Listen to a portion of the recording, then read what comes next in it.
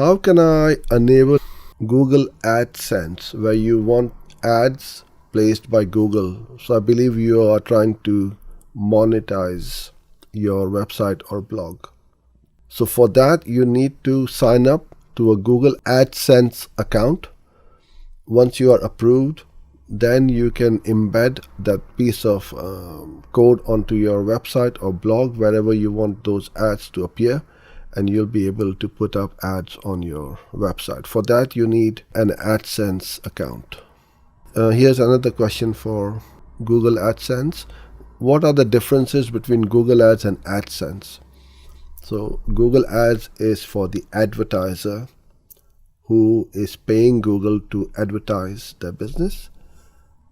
Google AdSense is for the publisher who is the owner of the website to place ads on my website.